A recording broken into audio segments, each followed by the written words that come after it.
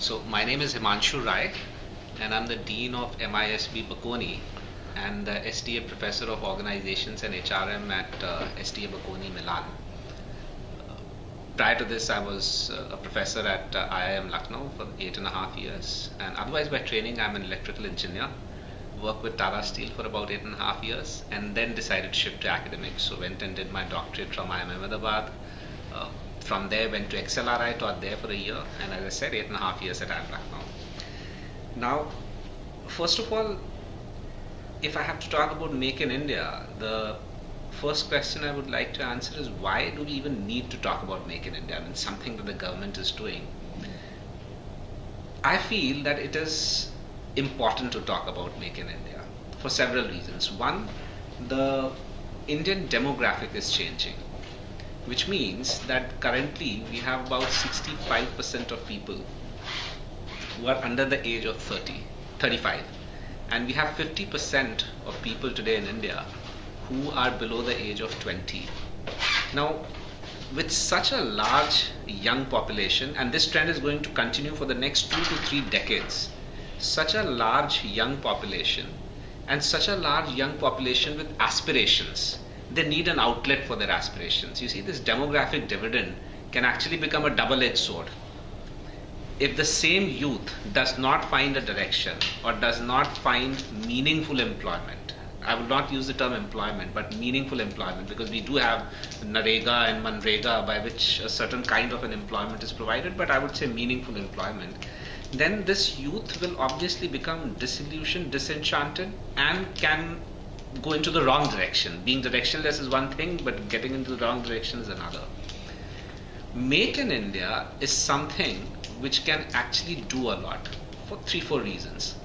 If you look at the vision of Make in India, what it says is that the contribution of the manufacturing sector shall be raised from the current 16% to about 25% by 2022, which is another barely 7 years from now. What would happen as a result of this is that there would be about 100 million job opportunities which will get opened up. So this is very good. The second thing that would happen, as I said, that apart from meaningful employment, aspirations will get generated. These aspirations need to be solidified, because currently when we talk about India, we talk about India as the soft power. So India has a soft power. When people think of yoga, when people think of meditation, they think about India. When people think about spirituality, they think about India. Now it's about time we also become known for our action, which means we need to take pride in whatever we produce, not just about whatever we talk. So Make in India once again is in line with that. What I see, however, and what I would like to address as a management person are the challenges that this would face. Some of the challenges obviously are related to productivity. Our productivity in general of industry is low.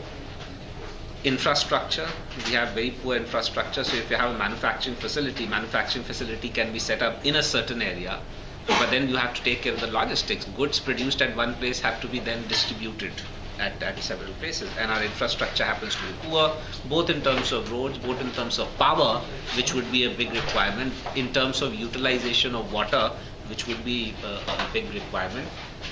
Also, the number of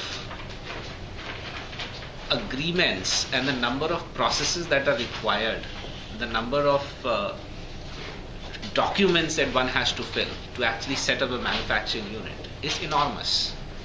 This entire process needs to be re-looked at, it needs to be reformed. And also when it comes to laws, we have certain labor laws which are coming from the time of the British and which still haven't been changed. So you look at the Trade Union Act 1926, it talks about registration of trade union, but it does not talk about how collective bargaining needs to be conducted. Look at ID Act, Industrial Disputes Act 1947, look at Factories Act 1948, Industrial Employment Standing Orders Act 1946. All of them have several severe lacunae which needs to be addressed. Now this is where management comes in. Superimposing all of this, I see a bigger problem, and that big problem according to me is corruption. We can have great systems, we can have great ideas, but if our systems are corrupt, and if we have a systemic corruption which has seeped down right down to the lowest level, we have a big problem at hand. Nothing will work, irrespective of the kind of intentions that we have. So this is one of the things that I need to address big time. Why? Because in our entire leadership discourse, and I think a lot of management institutes across the world are, to a fault, have to take a reasonable amount of fault and responsibility for this, because we did not bring moral compass into the discourse on leadership. So we talk about leadership as to how can we get things done well, but how do we do the right things to begin with is something that has not been addressed. And if I look at corruption, the history of corruption in independent India started in 1948 itself. It took us less than a year to come up with our first scam, with the VK Menon Jeep scam.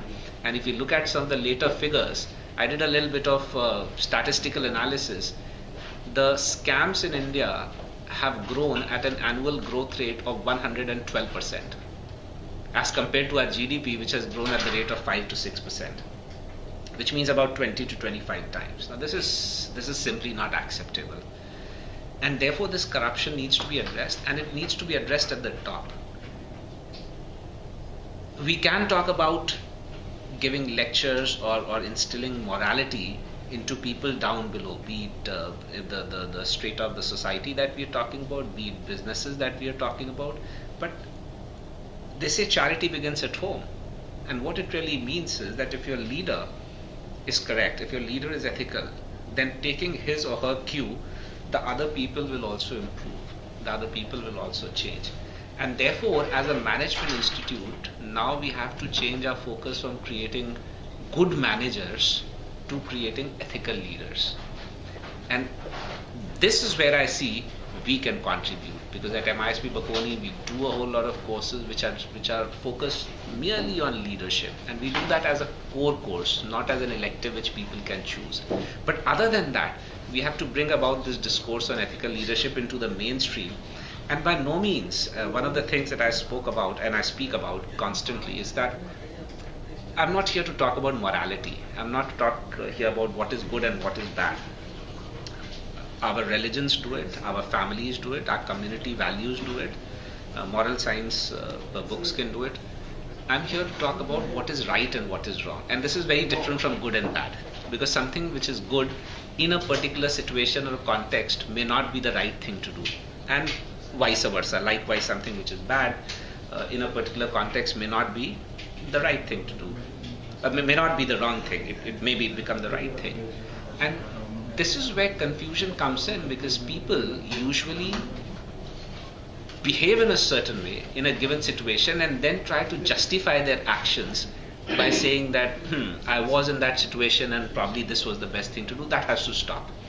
And that the only way that it can be stopped is by having some yardstick by which you can consistently make decisions. Now, we can talk about several yardsticks. Western philosophy talks about consequentialism, that the consequences of your action will determine whether the action was right or wrong. But that is like, the thing has already happened, and now you are simply trying to do a post-mortem of it. It's a post-mortem, it's not ante-mortem.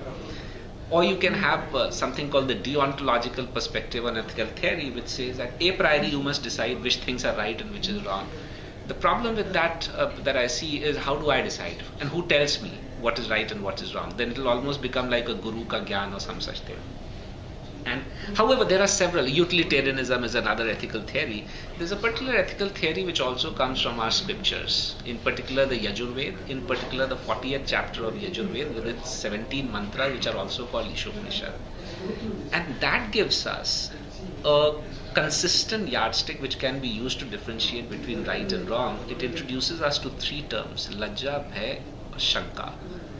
Lajja is shame or embarrassment, Bhay is fear, and Shanka is doubt. And what it says is, before every action, evaluate the action, pass it through these three filters.